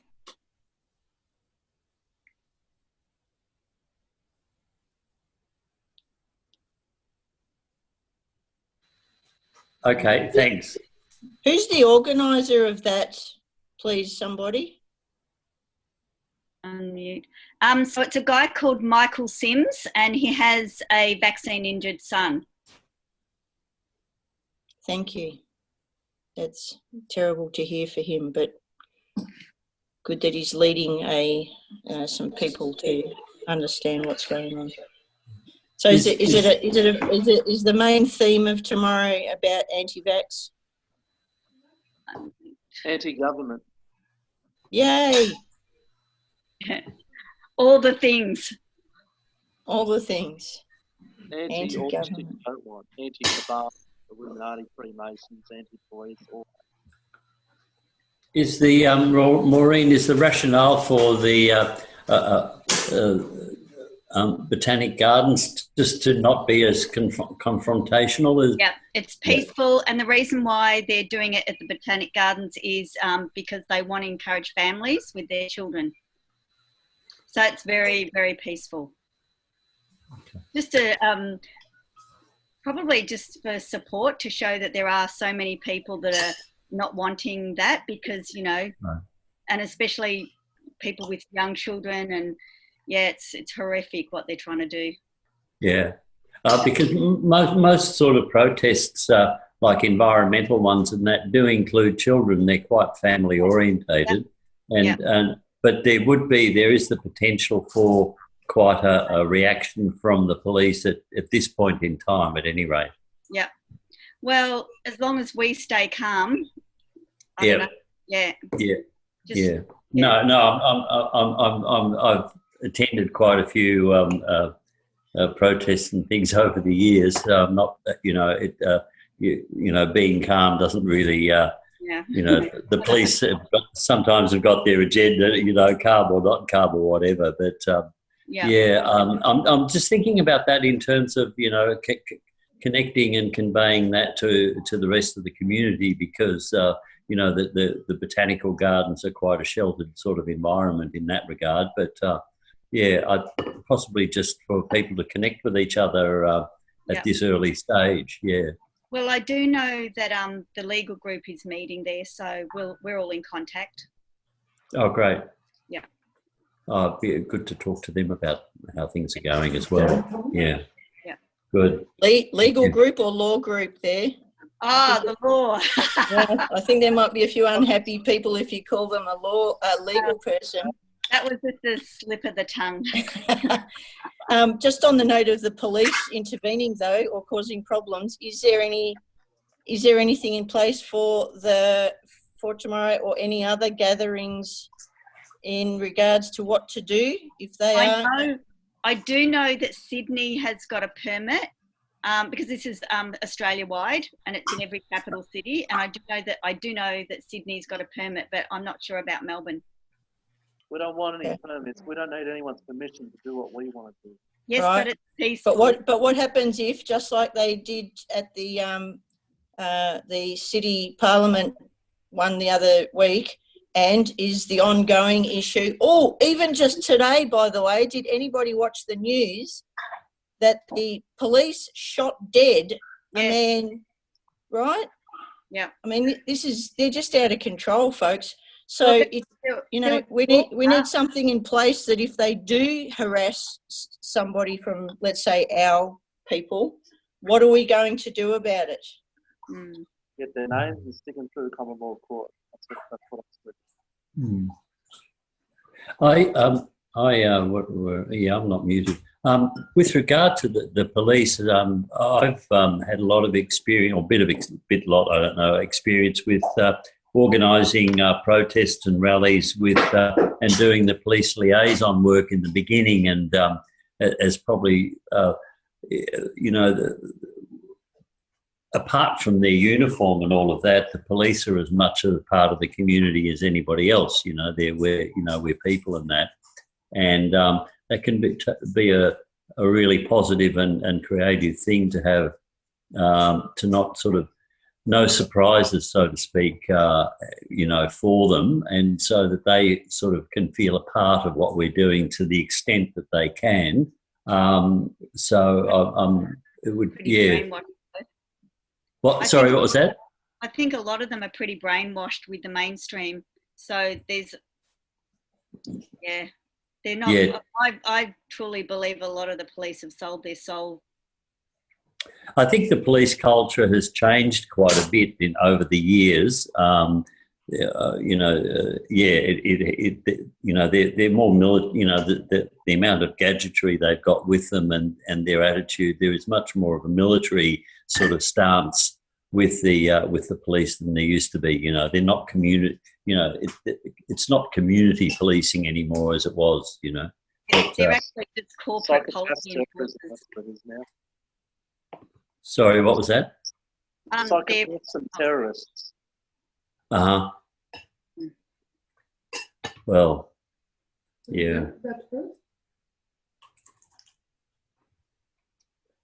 I'm still of the old sort of non-violent Gundian in his best sense. Although he wasn't a saint either, but that type of action and sort of public act, protest or action is I've always found works the best.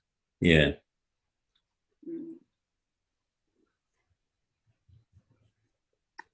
So I might see you at 12 o'clock tomorrow, Maureen, in the Botanical Gardens, eh? Yeah. Oh, look, I'm still a little bit nervous because I don't trust them, because the police are not constables; they're policy enforcers for a corporate entity. So I'm still a little bit on edge. Mm-hmm. I've had a lot of my background with the police as far as protests and rallies is concerned has been very, very positive. I worked, but that's been on environmental issues, whereas this one is actually directly confronting what the government's doing, which is quite a different sort of a thing. That it's not, and as you say, the police themselves are part of the enforcement of that policy rather than going to try and save some. And I don't want to sound flippant about this at all, but saving a forest or trees or a bit of an ocean or whatever, it is different, and I'll be interested to see how it goes. And the thing is these new breed of policemen have been trained in a completely different way of the past police force. So, and a lot of them believe in these vaccines. They've not been educated of the damage. So if they've got families and they've vaccinated their kids, they think that we're doing the wrong thing. Yeah. Yeah. Don't worry about it, Maureen. Just bring your machete and stay close to me. You'll be right. I want to live, Nick. Well, you call it police force, but that's not the proper name, is it? It's that's the corporatized version that we have today. So there used to be, Yep. peace. What's the technical term? Peacekeepers or peace officers. They weren't called the police force. That's more recent. Ever since the police service has been corporatized, they're actually employees of overseas corporations. Doesn't that sound stupid? Our police protection is they're actually employed by an overseas company with an ABN. Doesn't that sound bizarre? Anyway. Yeah. It's interesting. I don't know if any of you have seen some videos posted by policemen in the United States. Have you seen those? Yeah. They lost their jobs, those guys. Did they? Yeah. Oh, right. Yeah. No, I've heard some quite disturbing things about the training of the this sort of special training that the US police have had from another country, a particular country in the Middle East, and in terms of their sort of tactic, strategy, and stance relative to the community. So it is a quite concern. But I don't know how, if any of that's happened here or not. I'm not sure. I've got no idea.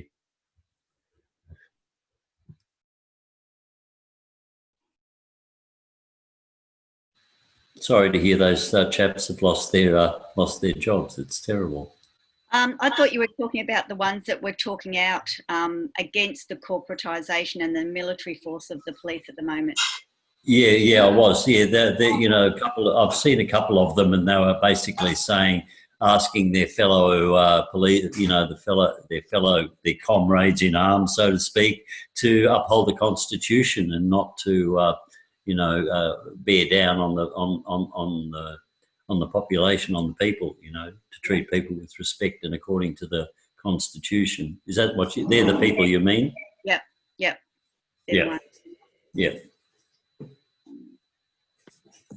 I think they're better off if they've lost their jobs so that they can find something a little more wholesome. Exactly. They're probably the ones that are more, well, I would presume they're the ones that are more spiritually aware. Hey, can I just quickly ask, Nicholas, are you the one that got hauled away from the protest the other week?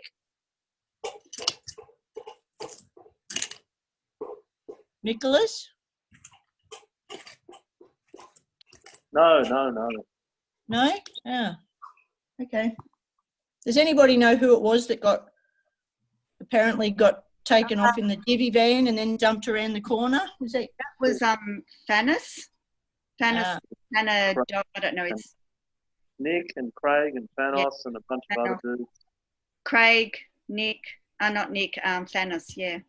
Yeah. Did they get charged with anything? Nope. Did they get a fine? Nope. Oh, I think one of them did. Yeah, but we don't pay fines, so don't worry about it. Yeah. Yeah, I'm just wondering what the policy enforcers are trying to push upon the people. It's when we charge our mobile phone. It's the only charge we have. Well, that's interesting stuff. If we are ever given a fine, I would say we can, we can challenge the what's the line of authority, and if they insist on giving us the fine, we can say, well, all right, but I'll see you in court, and you're going to have to produce your line of authority, where this comes from, and I'll be charging you costs. Do you really want to give me this fine? I don't know. I'm sure there's lots of... You You know that they're just going to ignore all of that, George, right? What was that, Lee? What? You know that they're just going to ignore all of that. That's their go-to now. They just completely they either ignore and or conceal all of that. They don't give a shit. Yeah, they're getting more militant. And Yeah. I actually got a parking fine from last year. Has been pursuing me over and over and over again, and I keep, saying, "Where's the line of authority?" In various ways. I was surprised, but they kept up their campaign, and at one stage, they tried to intimidate by sending me photos of the parked car. Right, and I wrote back to them. I said, "Hey, those are great photos. Yeah, okay. Well, if you want to take us to court, that's okay. But I'll use these photos of evidence to say that there doesn't seem to be a crime. There's nobody injured. There's no damage. What's the crime? And if in that case, I'll be charging you. I'll be claiming costs direct from you." But anyway, that's what they do. They try and bluff their way through. Has that fine gone away, or is it still lingering? Well, surprisingly, when we had our mail sent up here a couple of times now, they came after us again. And what they did, after about 6 months of correspondence, they switched it over.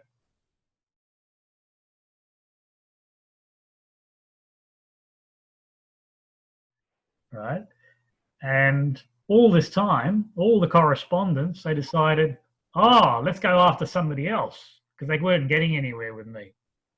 They're threatening with court and all this sort of thing. And I say, yeah, great, take me to court, but it's got to be a competent court. Or if you want to, take me to the magistrate's court. It'll be by special appearance, and here's my fee schedule, and I'm going to put you on the stand for you to explain the comments that you put in your correspondence. One of the comments was, that UK legislation doesn't count in this country anymore. Right? So I was going to put him under oath on the stand to try and for him to explain that statement, which was a load of bullshit. But anyway, that's the games they play. There's terms that they use to shut the people down, and they're using when they try and bring things like that into matters now, and it's things like incoherent. Oh God, there was 3 terms that they use over and over and again: incoherent, vague and ambiguous. I wish I could think of the other 2. Embarrassing in the legal sense. It's not embarrassing how you and I would call embarrassing it. There's a legal explanation for using embarrassing, and another one I can't think of what it is, but they're using all of those terms with the blessing of the fake courts to completely ignore all of that stuff. Yeah, vexatious, and what's the other term? Oh yeah, vexatious is another one, but there's, if I think of it, I'll send it to you later, but it's ones that I'm hearing over and over and over and over again coming through the courts now, that because now I hear a lot about what's going on with people, that they're using the same thing. So it doesn't matter about law, it doesn't matter about evidence, it doesn't matter about witnesses, it doesn't matter about affidavits. They don't care, folks. That's the reality. So in my opinion, we need to find another way to deal with these pirates. We really do. Well, if you know the rules well enough, and some of the law speakers that we've had, they've got a very good, an excellent comprehension of the system and the law. They can shut down a court very, very quickly, and they've done that many, many times over. But not all of us have got that level of comprehension, and so it works up to a point. Well, maybe if there's enough of us who learn the system well enough in order to bring it down to its knees, it will have an effect. But I've also got the view, which I expressed earlier, is that you won't stop them ultimately. You know, one of the things that the solutions group mentioned, that you can use these tools for minor stuff, but when you take up a cause against a bank, the banks will not let you win under no circumstances. Doesn't matter how right you are. If it's a serious issue and you're about to set a precedent, then they might rule in a court as sine die. In other words, they're not going to rule on it. You know, they're obliged to rule in your favour, but they don't. You know, you must have heard of that term, the sine die, where they just don't rule because they don't want precedents to be set. Well, I'm working on that. It's not up to them whether they set an erroneous or improper precedence. It's up to us to notify the people that they did so. The system's got to crack, guys. It has to crack. We can't go on like this or it's going to kill us all. One way or another, their system must be brought down. It's got to be. I'm on a mission for that one. Yeah, watch the video, like I said, the Real World Order, and you'll see that you don't have to fight. Guess it depends on what you call a fight, doesn't it? Yeah. Oh, you know, if you're enjoying it, go for it. You know, because some of these, you know, some of these people that learn the system so well that they can run rings around judges and all the like. They actually enjoy themselves thoroughly, and you know, that's the way to be. I suggest that you be very careful about the claims that some people are making, because there's a lot of people making claims that they're having all these wins and running rings around the judges, but they're not. So I'm just throwing it out there just to be very, very careful with the claims. Yeah, ego comes into it a lot. Yeah, I agree with that. You took the words right out of my mouth, George. I was about to say the egos make the mouth speak improperly. So just be very, very careful. Yeah. It's another reason why. Did somebody, I don't know who it was, somebody earlier mentioned the common law court. Might I ask who that was? I think it was Nicholas. I think Nicholas told us that there was a common law court running last night. Is that correct? Yeah, so we've got Zoom calls for it every single. We've got Zoom calls for common law court every week. Was it on last night? Because I was waiting for the message to come through and didn't get one. Yeah, I didn't get one either. I'm going to turn off the recording, by the way.